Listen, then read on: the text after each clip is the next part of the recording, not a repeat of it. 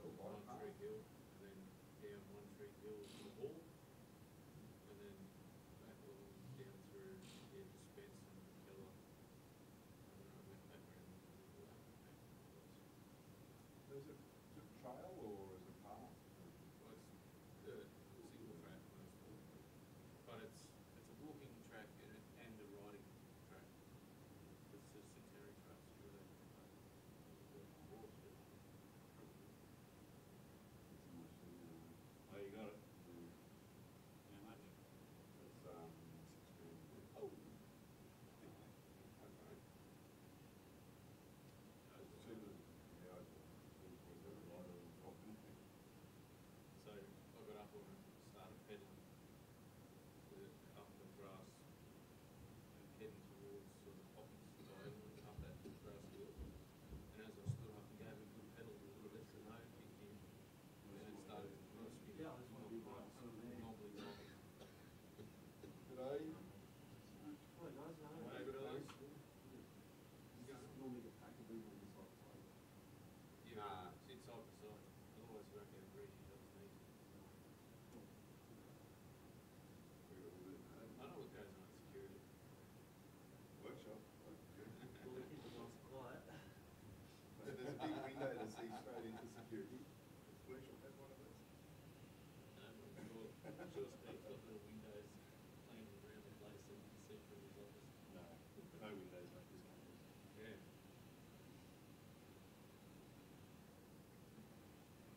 Little cameras and sound monitoring. No, that is. When you see everyone just sort of move away from one person, you know what's happening.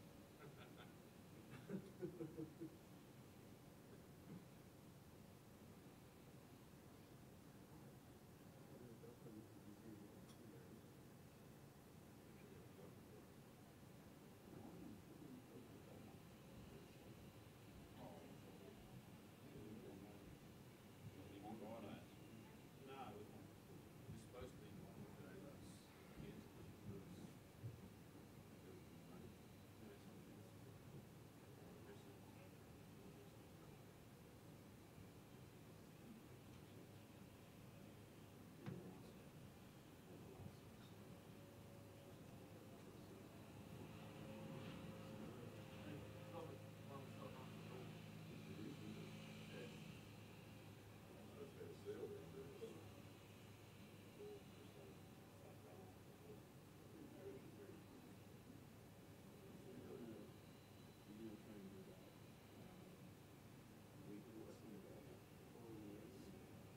Thought about those numbers, but I'm happy with my people as it stands with finance.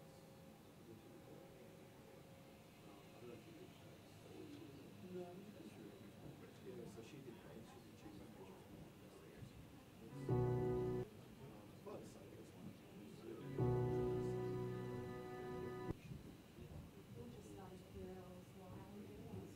girls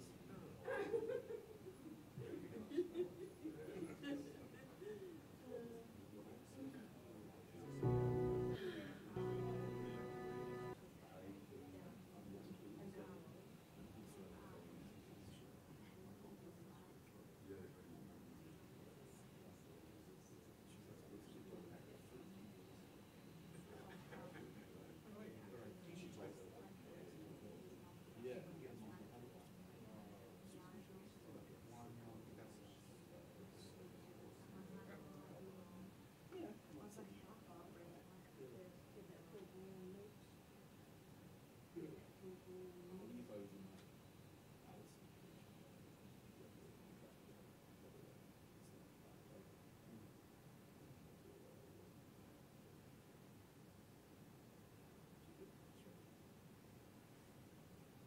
Is that like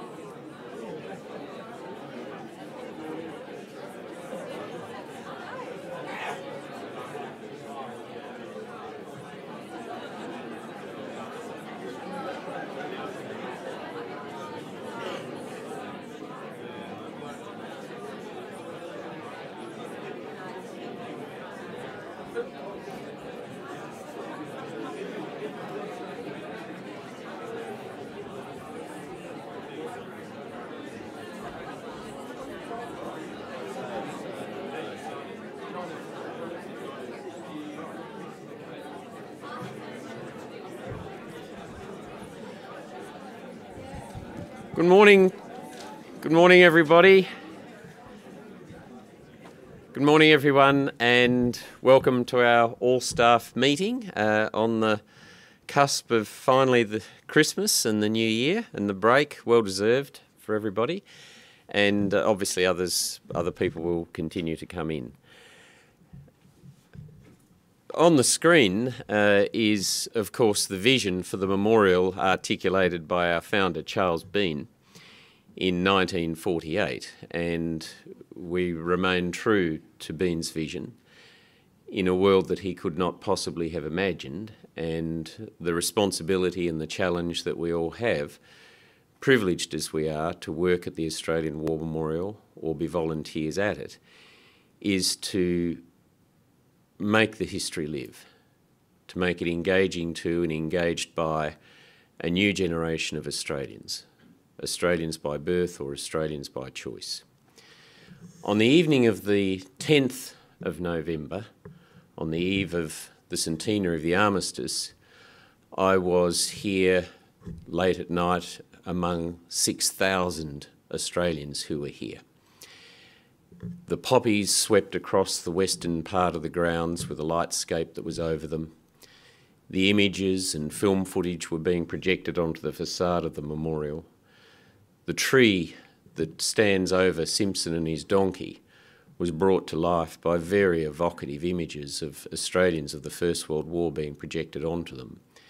And the commemorative area was open till late in the evening. Young children, families, older people, people who don't look like me, reflection of a modern, multicultural and confident Australia.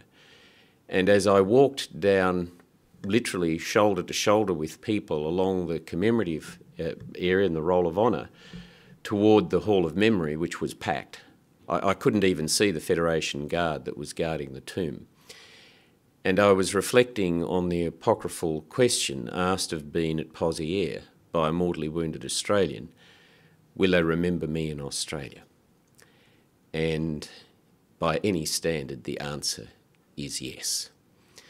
The light beam projected from the parapet to illuminate the Parliament, to remind all of us that those political, economic and religious freedoms that we enjoy are underwritten by the men and women who are remembered here. It has, by any standard, been a remarkable year of achievement for the memorial. The memorial serving the country as we do. And you just think back to Anzac Day, again, another remarkable experience. Apart from Kim Beazley giving the commemorative address at the national ceremony, to have Bob Semple, one of the veterans of Alamein, of Tobruk, of the New Guinea and Borneo campaigns. And then in the budget, of course, we received $13 million to assist in the digitisation of film, photos and the essential elements of the collection. We received money to support and offset the efficiency dividends that had been applied earlier in our budgets. I won't ever forget the 14th of May and the 50th anniversary of the Battle of Coral and those 400 Vietnam veterans after the ceremony with the Guians and Federation Guard photographed in that early evening darkness. You think of the VR experience of Hamel, the Monash sculpture dedication, the remarkable program of exhibitions from the shadows and now, of course, after the war. All of those events which I've just described are leading up to and during the centenary of the armistice, the construction of a new storage facility at Treloar, some very large objects that have been brought into the collection amongst a myriad of others. You think of what we've been able to do in terms of explaining the history of this country and what's remembered here, as I say, to Australians. And in every area of activity, and internally with the budget reforms, with the IT reforms which have been undertaken, and then, of course, for us to be able to successfully convince both the government and the opposition that now is the time for generational investment in the memorial and its future, and capacity to tell the stories principally of these men and women of the last 30 years in the redevelopment of the memorial. It's been such a busy period, such an intense period over the Christmas and New Year, when most of you, and I know a lot of you, particularly on the floor staff, will be the busiest you've been all year. It'll be time to reflect on having been a part of a significant moment in history, not just for the Australian War Memorial, but indeed for our nation. And as I said in corporate chatter recently, you all made it possible. All of you that are here and other members of the staff that are not able to be here. And in life, I know everyone's trying to feed families and car loans and mortgages and do all of those sort of things, but to do something with your life which is meaningful and adds meaning to the nation and its sense of understanding itself is something of which you can all be so immensely proud. And I especially am extremely proud to be the director or the leader of the Australian War Memorial through this particular period. We're just about to show you a short video which encapsulates the redevelopment of the memorial. And as you know, it's $498.2 million over 9 years. That's a lot of money, but it's not a lot of money. When you think of the context of billions and billions of dollars that have been spent on the operations, warlike, peacekeeping, humanitarian, disaster relief, that are behind the stories that will now be able to be told. 2 aircraft are going to land in Australia today, 2 of 75 that Australia is going to acquire, the Joint Strike Fighter. 3 of those planes, 3 of them, would fully pay for the redevelopment. Over the decade that comes, the government will spend $120 billion on veterans, as it should. Not one single cent has been removed or will be removed from the Veterans Affairs budget in order to do that. We will spend as a nation $200 billion simply on buying defence material, defence equipment, as we should. Not a cent of that is being lost to support the development of the memorial. And for those of you who are unfamiliar with it, and you know the architects are up in arms about the demolition of Anzac Hall, what makes Anzac Hall special? It's not the building, it's what's in it. It's how you have professionally curated and designed the exhibitions that are within it. That's what makes it special. And we're going to take it down and we're going to rebuild it. And it'll be wider, it'll be deeper, it'll be on 2 levels. It'll have an atrium in the centre. Everything that's in there now will be replicated with the beautiful ambience and strength of storytelling that it currently is. And then on another level will be peacekeeping Afghanistan and Iraq. And consistent with the British Museum, an atrium will connect the new Anzac Hall to the rear of the existing building, which will be levelled out in that space, and probably an F-111, an F-18, a CH-47 and several other things will go into that new magnificent open space and the equivalent of a coffee shop. So the Australian taxpayers, that's us, paid $14 million outturned for that building in 2001. We will have had 19 years use out of it, but it's not the heritage building. So that is one element of the redevelopment which is included. It's been fully signed off by the council, hardly a hotbed of left-wing radical activism. It's strongly supported by both the government and the opposition. So if you're unfamiliar with what's going on, that is an important part of the redevelopment. So we'll just show you this short video now, just give you a little bit of sense of the why and the what.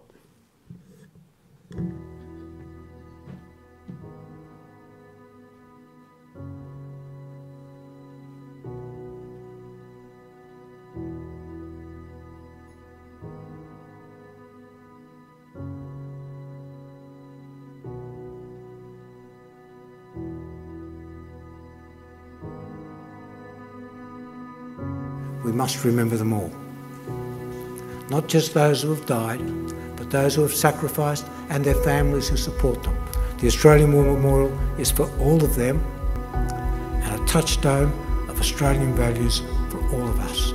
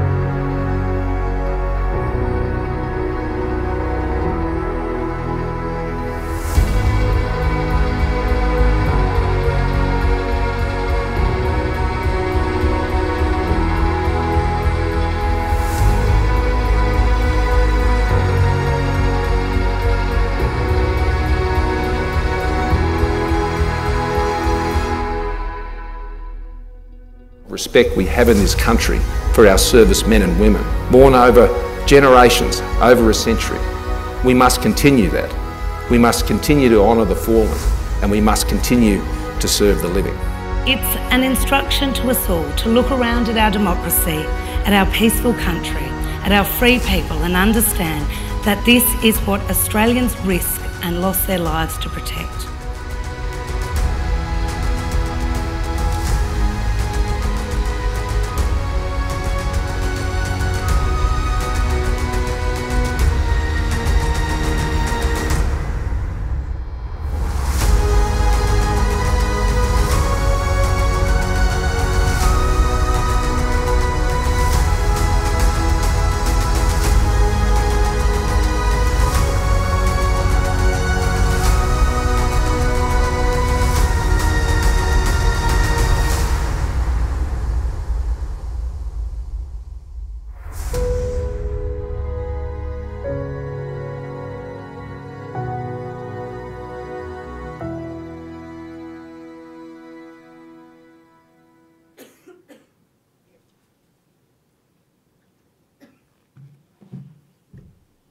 Now, Brian, I think, is going to update us on what's happening in the National Collection. Thank you, Brian.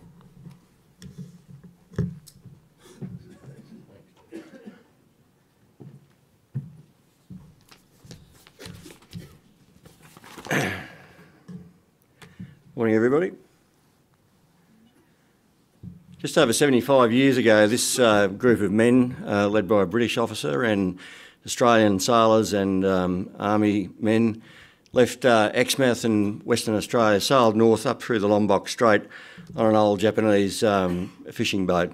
6 of them were involved in paddling into Singapore Harbour and putting limpet mines on about half a dozen Japanese ships, and then remarkably rejoined the vessel and were able to sail back to Australia, and all of them survived.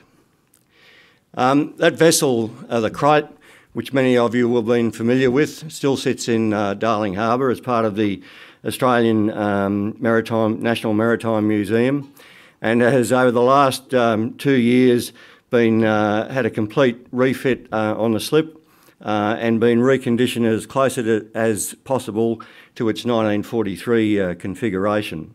And this vessel, which is part of the Australian War Memorials collection but will remain at the Maritime Museum, and will continue to work to increase its interpretation. Could I publicly acknowledge the work done by Nick Fletcher, Shane Casey in particular, and the MHT team, who provided a lot of the research which underpins our ability to bring this vessel back to its 1943 configuration. We've completed a review over the last 6 months of the collection development plan. This is essentially the base document which guides the development of the collection. The last one covered the period of 2010-2013, and you'd pick up that that's probably seriously out of date. We've developed the new CDP in the context and the expectation that we would be faced with the challenge of collecting for the new galleries in a major redeveloped memorial, and that has come to pass. CMG approved this last Friday.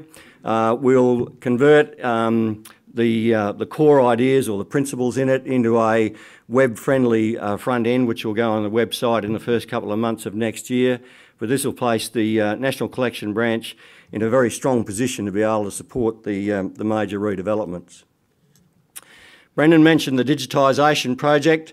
I've appointed Nicholas Schmidt to run this as a project. We will be digitising parts of the collections from photo, film and sound, a research centre, and also art, the large posters in the art collection. It's a 4-year project. The actual funding is around a bit over $8 million for this, and now a priority project, and Nicholas will lead us through over the next 4 years. The Napier Waller Art Prize was an initiative of the memorial, and really the first time, as far as I'm aware, that the memorial has actually run an art competition. It was pitched at veterans and serving members of the Australian Defence Force, and I think you'd have to say it's been an outrageous success. We were very, very pleasantly surprised by the standard of the entries that we received, just over 100 entries.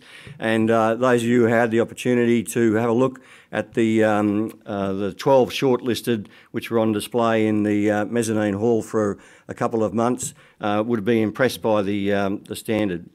We recently announced the winner of the People's Choice, and just to demonstrate that democracy has its own way of choosing things, that was different to the one that was picked by the judging panel.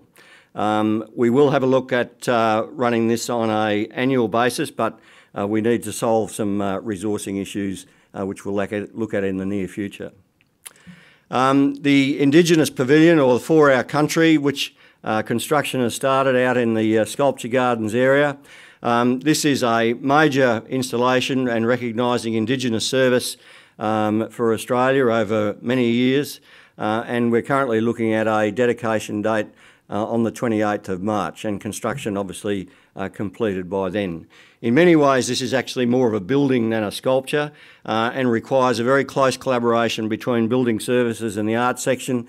And can I acknowledge the work of Laura Webster and her team, and Dave Fitzgerald and his team in coming together and producing what will be a very significant statement on the part of the memorial.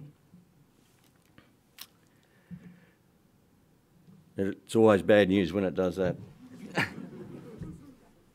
Where are we? There we go. This is the Bronco aircraft, which Laura Kennedy, Kim Wood, Jamie Croker and Mark Aitken are working on. We're now about 18 months into the project. This is a unique aircraft in many ways. The United States Air Force, not ever part of the Australian Defence Force inventory, but flown by around 35 Royal Australian Air Force pilots during the Vietnam War. We're aiming to have this finished in the latter part of next year, and it will go into the new Trelawney facility. And the intent is to try and keep it together as far as possible, as it is quite an impressive aeroplane. I've appointed Eliza McKenna as a project manager to scope a project to deal with the hazards in the National Collection. We have over 5,000 different items which are recorded on mica as maybe containing a hazard, and we really need to get to the bottom of this to ensure that we've got a clean, well-controlled collection which may contain hazardous material, but the risks have been mitigated and we know what they are and where they are and how many there are. We'll continue our work on preventative conservation.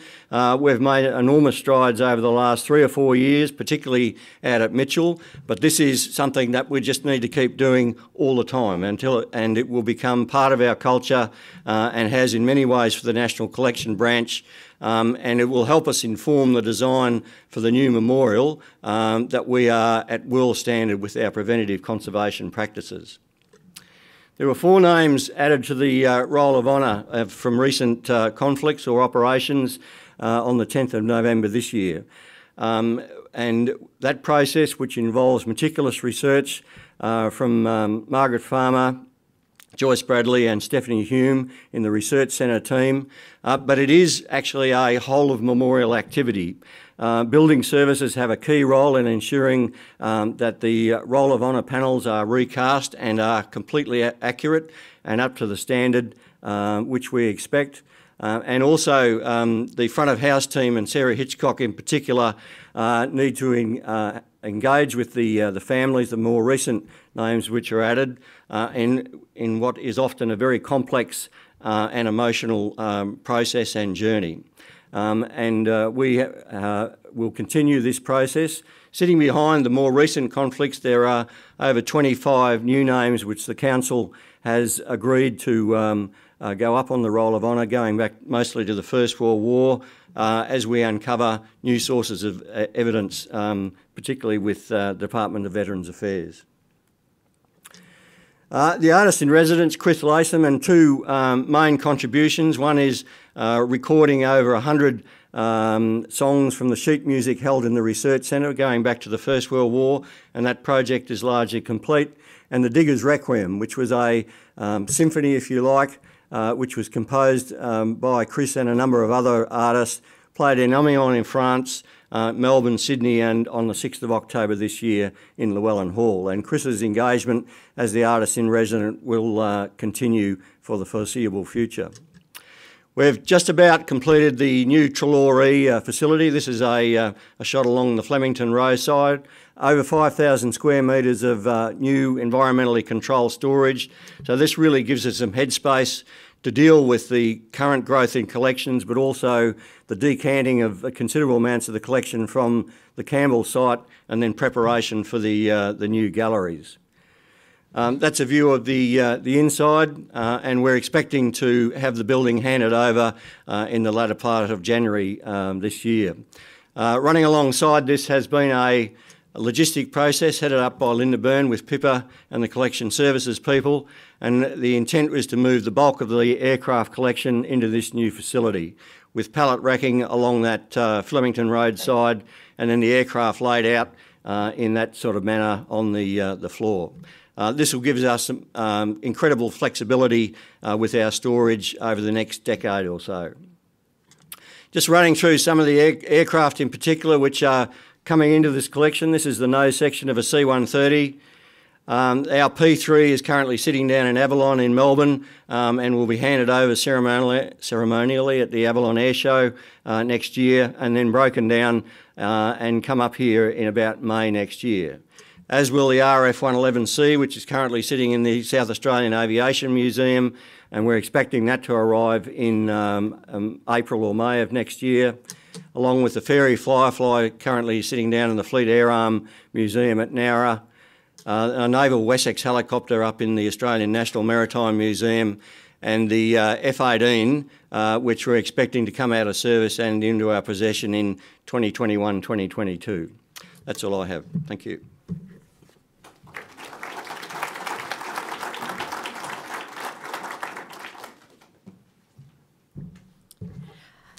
As Brian mentioned, you'd think a digitisation project and some major acquisitions would be plenty enough for the organisation, but indeed there's a lot going on.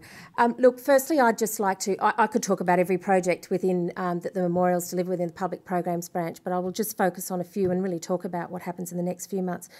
Can I express my, again, personal thanks to all of my section heads and public program staff. You've been absolutely amazing. You should be very, very proud of what you've delivered, not just in the recent months, but this year and during the centenary. This could not be done without the support and commitment of the rest of the organisation. And for those of you that know me, I'm always of the view that we are one organisation regardless of what branch we are in. So to mention National Collection and also Corporate Services, thank you. The 62,000 poppies and public program was certainly an amazing feat and a spectacle, and it was certainly a crowning on what was a very busy centenary program. There are so many individual projects that made that up, and as Brennan has already spoken about, the many thousands of people that were here on the eve of Remembrance Day, and Remembrance Day alone was certainly something to be part of. DEX, CAM, Building Services, led by Sarah in CVE, but also a special mention to Lisa and Yana. Again, cross-branch, cross-section collaboration to really deliver and manage what was quite different for us, which was a 5-week outdoor program. 168,000 visitors visited. Now, in a visitor satisfaction, you'd think, you know, plus 90s would be very good. In the surveying that we did, a massive 99% of people rated their experience during their visit during that time as either excellent or very good, and you should all feel very, very proud of that. In the recent 4 months, we've launched 3 books, and again, that's a feat in itself. So we know that that comes as a result of many months and sometimes years of work for Peter Burness and the edited diaries of Charles Bean and the Western Front, to Craig Blanche and Aaron Pegram for Valour, and also Emma Campbell around the last post-series stories of loss and remembrance. But we know that's again supported by many people across the organisation, from Roz through the multimedia team, through photographic curators, all finding and compiling what are going to be fantastic books, and we very much hope they're on people's Christmas present lists this year. So the public response to the centenary, as I mentioned, was certainly overwhelming. And amongst your peers and broader community, I've received many, not only in person, but certainly written and viewed much written correspondence that really thanks people so much. So it's not just about what the programs were, but how much it meant to people. And I think that was the overwhelming takeout. Nothing was certainly too much trouble for any of our staff, no matter where you work, always aiming to exceed expectations. To quote an email that I received, the AWM staff and volunteers do a terrific job to ensure that the human experience to the memorial is so special, and I think that's the dimension that you all provide in keeping the stories alive. I'd asked Alison Bartlett to have a look at the figures over the centenary, and it just may stagger you to think about the last 4 years. Just under 3.7 million visitors to the memorial.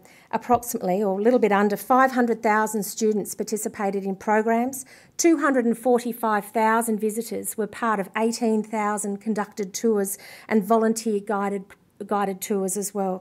516 VIP and heads of state, and I'm sure the CVE team feel that intimately. Over 1,500, and you can count the days apart from Christmas, over 1,500 last post ceremonies delivered, and not to mention over 10 million, and that's probably a modest estimation, of 10 million website visitors and a very high rate of digital engagement as we try and take the story of what happens on site here out. So there's so many highlights this year and over the past 4 years, and if you've seen the Honour Their Spirit publication, which is another publication that's come out with the collaboration of a few authors and curators in the memorial, it tries to list just some of those projects. So please take the time to reflect. Not every one of you will take the 24th of December as a holiday, but you will still get it. So that's our thank you day of leave, and you very much greatly deserve it. But for public programs, the year isn't quite finished. The Highlights audio tour, and I just saw the AV team wheeling out the last of those screens from up in the orientation gallery. The Highlights audio tour will be introduced in a few weeks. It's a 1-hour tour of the ground floor of the building and an optional 30-minute tour on the lower ground floor. We're undertaking a trial period through the Visitor Services team, which will take us through to the end of January, early Feb. From that point, we will charge $10, but we'll bed in the system first. It will bring us languages for the first time, so you will be able to visit the memorial and to undertake a tour in simplified Chinese or indeed Hindi. Auslan also is a requirement for us to deliver, and we will look to do that as well through the Highlights audio tour. There's a little bit of paid work to do that's been delayed due to the commemorative period on paid tours, and the aim is to introduce private paid tours from sort of towards the middle of 2019. That isn't just about responding to the functional efficiency review, where we have to look at own source non-government revenue, but it's also about a demand. We have people saying, I'd like to have a tour at 11:45, could you do that? Well, this will be a way for people to genuinely respond with an appropriate price that they think that that tour is worth, and allow us to plan and manage those tours. This film that you've seen will appear up in the orientation gallery on those reformatted screens. So the large heater that is in there, whoops, that's my glass falling out. The large heater that is, it's eye-popping. The large screens that are up there will be replaced, and that the film that you have seen, so that visitors get an idea, not just on our website, but visiting here, what that vision is for the future. The colonial galleries, there's work being done now, and you will see Ruby Plains Massacre. Hasn't probably been on display since For Country for Nation was here, but Ruby Plains Massacre and that story of frontier violence will for the first time really sort of have an element of introduction within our colonial galleries as well, and that will go on display from February. Fundraising.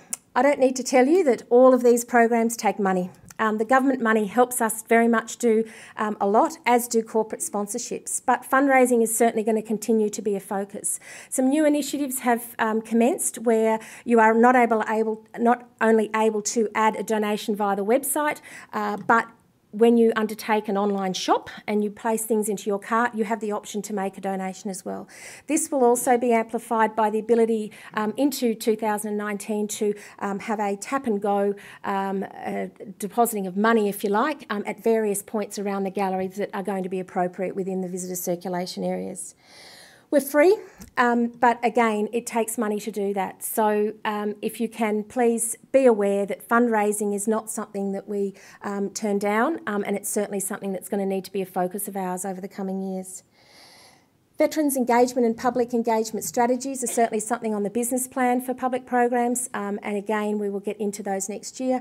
It's nothing new here, it's really in some ways documenting and extending what it is that we do now.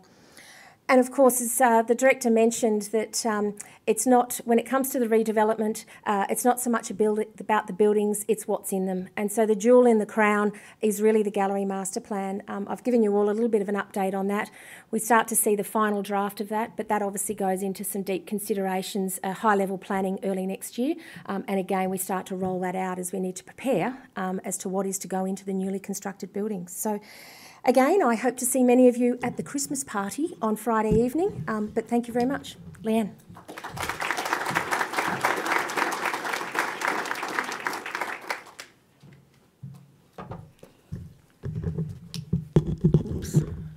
Good morning, everyone. Now onto the corporate services stuff. I know it's the riveting stuff.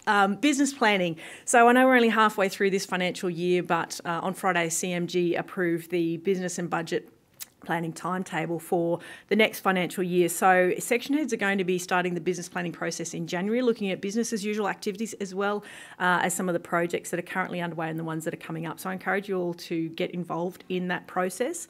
We did a major review and update of our corporate planning at the beginning of this year. So those key strategic targets aren't expected to change. But as now that the redevelopment funding has been confirmed, that's obviously going to become our corporate priority.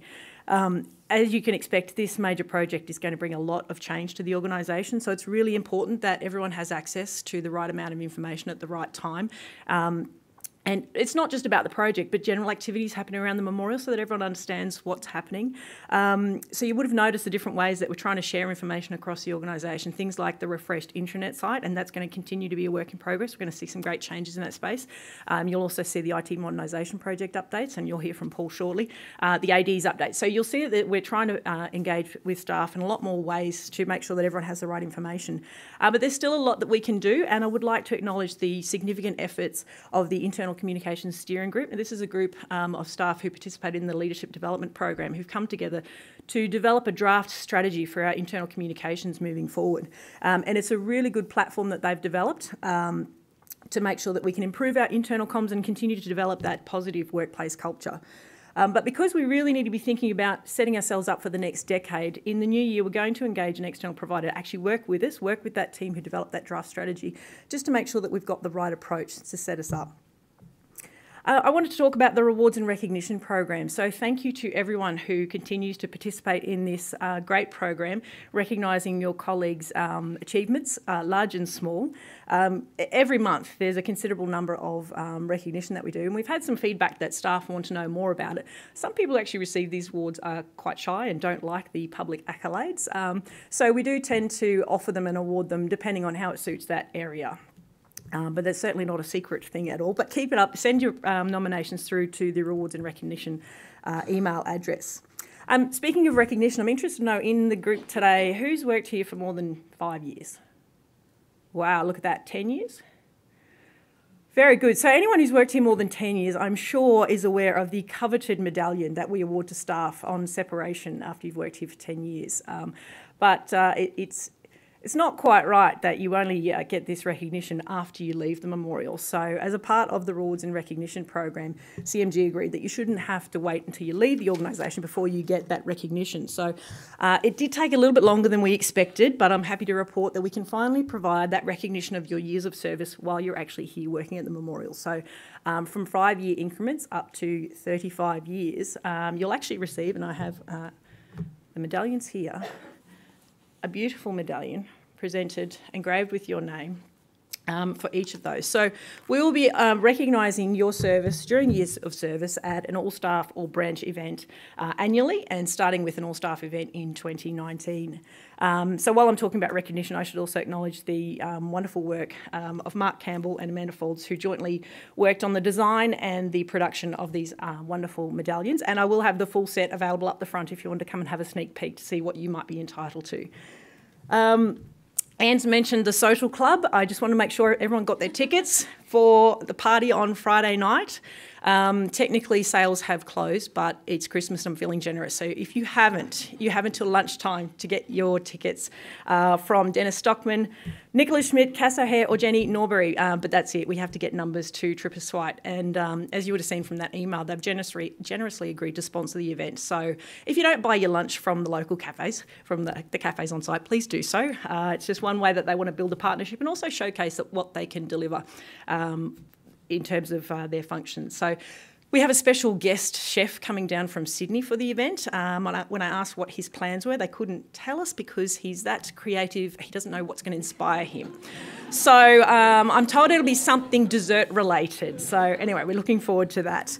And don't forget other Christmas things. It's that time of year when I know we've got all this work stuff to discuss, but it's nice to also wind down a little bit as well. So we've got the Christmas decorating competition. Now, bribery is not mandatory, but it is strongly encouraged. The performance pieces are always very entertaining. So get involved in that, and it'll be announced at the morning tea next week.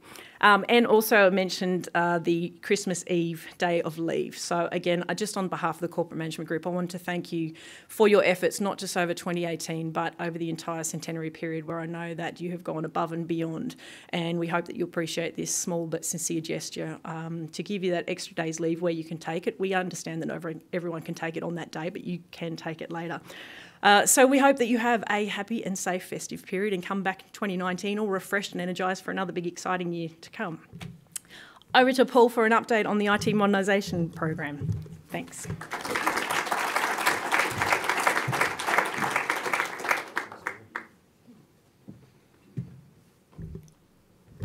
Good morning, everybody. Just a quick update. A bit of a look back at the year or so that's gone by with the IT modernisation program. We're approaching halfway through the project time-wise. And I just wanted to run through a few of the things that we've delivered to date and, more importantly, the things that we're going to be focusing on for the rest of the period so that you can see what we'll be working on from now. That's not the right slide deck. That's not the right slide deck at all. Okay, well, I've got a set of slides here. The slides, just to, okay, we've gone back to that one. Right, so apologies for that. I'm not too sure what's happened with that one. The period started with us focusing on, if you like, the back end of stuff. So we needed to replace some and get some hardware in place so that we could host the new applications. Our current infrastructure is aging and running out of space, so we needed to put some stuff in there, something you probably wouldn't have seen very much of. There's a lovely picture on the slide deck that I thought was going to be there. We've restructured the IT section to get a bit more focus and a bit more service delivery concept in there, to try and get some additional backup services so that we're not on a single point of failure with things, introduce a few new policies and processes, things like an IT business request process where we can, instead of responding to things in a reactive way, we can actually start to prioritise and plan the work that comes through. We recently upgraded the Help It system, so a new Help It system came out a couple of weeks ago. Some of you may already seen that one. That was to update the user interface, make it a bit easier to use, and more importantly, allows us now to have one place to capture information so that we can understand the workload that's coming through. That was all the sort of back-end stuff. The things that are probably more important to you in the section areas are last weekend we released the Finance One, Tech One new finance system. That is allowing us to introduce some new business processes, things like purchasing, purchase cards. We'll be moving into budgets and reporting so that there'll be a bit more integration across the systems so that we got the finance systems talking nicely with the collection management system when we do shopping, that sort of stuff. So that one went live stage one with the core financial applications last weekend, and that allows us now to then move on to the next set of work that will happen in Q1 next year, which is stage 2 of the Tech 1 implementation. That would introduce the budgeting and reporting, give a better budget visibility, give us, again, more control to business areas to understand where the money's going. For those lucky people that have been through the purchasing officer training courses, there's new structures in place so that we can actually capture information not just at cost centre but down to project and activity, which is an interesting one for me as a project manager, so to see where things are going to. At the same time as stage 2 for Tech 1 is coming out, we'll also be rolling out the Orion HR payroll system. That is a new payroll system and with HR functions for occupational health and safety, recruitment, that sort of thing. Again, looking at improving the efficiencies in the organisation, having a better improved reporting capability and certainly in the case of these applications, reducing the support costs. They're more modern applications that are much easier and much easier to support internally. So looking to see some benefits there. One that will probably interest a lot of people, we're upgrading the email system starting in January. That should take 6 to 8 weeks to get that upgraded. At the back end of that means that we can increase the mailbox sizes. So I know that's a bit of a constraint for a number of people. So hopefully that one around the end of March, we should be looking to do some stuff in that space. The other two main business areas that we're looking at, so to date we've been looking at the corporate applications. We're now starting to look at stakeholder engagement applications, so looking at a new customer relationship management program. We've got a lot of isolated bits of information about our stakeholders, so we got VIP lists and correspondence logs, people that do the bookings, people that shop with us, people that give donations, all that sort of stuff. Each of those is a sort of an island of information. What we're looking for is to put in a solution that gives us a single source of truth so that we can reduce duplication and basically leverage the stakeholder engagement contacts that we have so that we can improve our service to customers, but also look to make sure that the engagements that we have are positive engagements and that we are getting efficiencies across that whole process. It'll pick up, we're hoping that it'll pick up the public bookings, as Anne was mentioning. The public bookings, we're expecting there to be modules available to us to assist in that area. Certainly event management is one of the things that's in the frame for that. And we'll also be starting to do deeper analysis on the collection management applications. So we've already started some work there to have a look at what's in the marketplace. We're working with the National Collections team to better document and define the requirements for that. And we would hope that towards the end of Q1, we'll start to look at what's available in the market and take the strategic decision about, are we going to do an approach to market, or can we do something that'll to give us a quick resolution on that collection management area.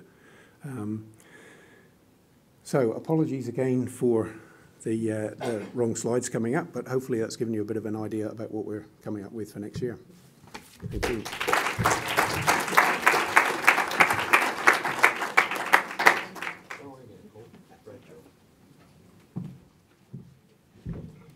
Thank you very much, Paul. I'm always impressed by someone who has support and projections to which they're going to speak, who is then actually able to speak to them when they're not available. So thank you very much. And to you, John, and the team, we really appreciate what you've been doing in the project. Throughout the course of the year, two things which I didn't mention earlier, because we'd be here all day if we went through everything that you've done this year, but we had two events that bookended through the course of the year, which speak to this place and I think how it's changed. The first was the installation of the Long Tan Cross, and what Suzanne and her team have done in installing in it the repurposed theatrette, creating that very significant ambient atmosphere of reflection and dignity in a chapel-like environment, speaks to that generation of 61,000 Australians who served across the three theatres in the Vietnam War. And then we had 100 days out from the Invictus Games, a very large entourage of Invictus athletes, their families, those who were supporting the Invictus Games, and to see that that generation sees now this place as much theirs as that of earlier generations of servicemen and women. And I reflected on the fact that if the Vietnam War generation had felt that this was their place perhaps sooner than it became so, then some of them might not have suffered quite as much as they have.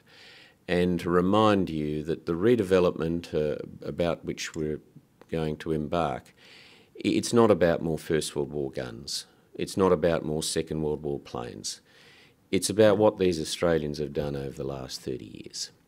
And so now we'll have, thanks to Cam and Hans and a whole variety of highly skilled people, we'll show you a summary of the year.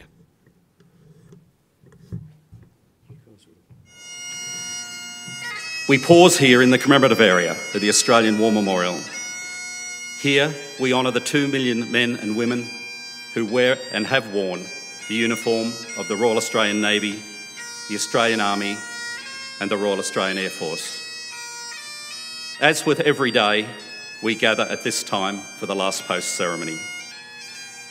We do so in renewed commitment to one another, our nation and the ideals of mankind. We reflect on the political, economic and religious freedoms given us as Australians. At times, these freedoms have come at a great cost to our nation, the Australian Defence Force, and to the families who love and support them. Our nation will pause this year to reflect on Australia's fighting on the Western Front, including the bloody battles of Dernancourt, Villers-Bretonneux, Hamel, Amiens and Damascus. So too, we will commemorate the 50th anniversaries of the attack on fire support bases, Coral and Balmoral, and the 75th anniversary of the Battle of the Bismarck Sea. This year, we will mark the centenary of the armistice, when our young nation emerged from the First World War, victorious but inconsolably mourning its 62,000 dead. These events changed our nation, giving us a greater belief in ourselves and a deeper understanding of what it means to be Australian. For we are young and we are free.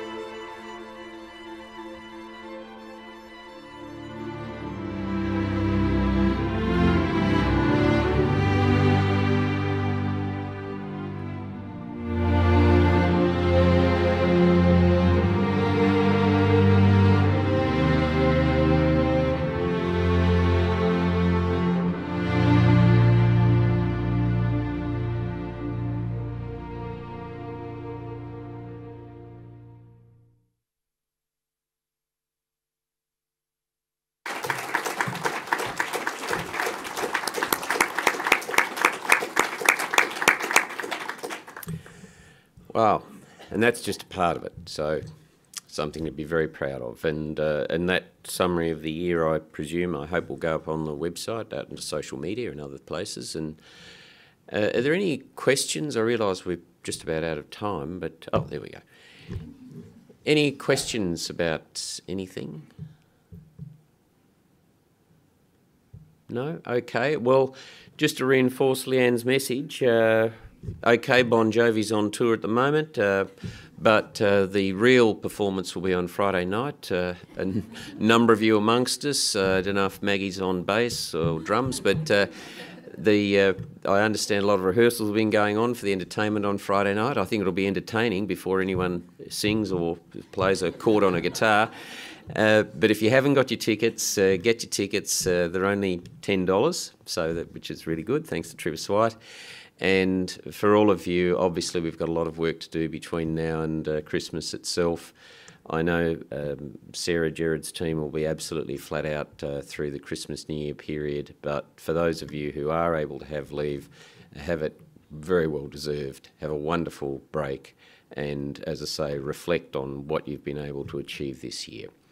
So thank you very much, and thank you to Anne and Brian and Leanne, outstanding work and leadership of their respective teams throughout the year.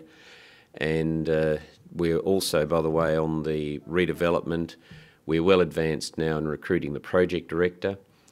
We basically went to 2 headhunters who specialise in this particular area, and there have been quite a large number of very, very high quality applicants already. So the process is we appoint the project director, we'll do those interviews and appoint at the end of January. Not only will I've asked Mr Stokes to be involved in that appointment as well, and once that appointment is made, we then go into recruiting some individuals who'll be underneath that project director, who will be contracted in, a project manager, also someone that specialises in procurements and contracts, and a team that goes under that. And over the period of the project, on average, we'll have an increase in our ASL of around 10 a year. And initially we need gallery development, and we also need someone who's at an EL level who's concentrating on administration, reporting and accountability. So the process is, shall I say, already commenced. So thank you, and Chris Weidenbar's here. I thought Chris wasn't going to be here today. At least it's an apparition of Chris. So, and I've got to also publicly thank Chris Weidenbar, who really is a pole in the tent on the executive side. If you're wondering what on earth goes on in that executive area and so on, Catman, as I affectionately call Chris, because he's got 2 cats that he loves. Chris has done a stunning job in supporting me in my work, but also very much supporting the executive team. And Catherine Rodriguez, if you're wondering why it's been a bit quiet recently, apart from the fact Maggie was away for a bit, Catherine has been overseas on a well-earned holiday and is back now, but coming back to work very shortly. And I'd very much like to thank Catherine, who's done a stunning job supporting me over the last couple of years. So enjoy the rest of the day and the week, and thank you, thank you, thank you.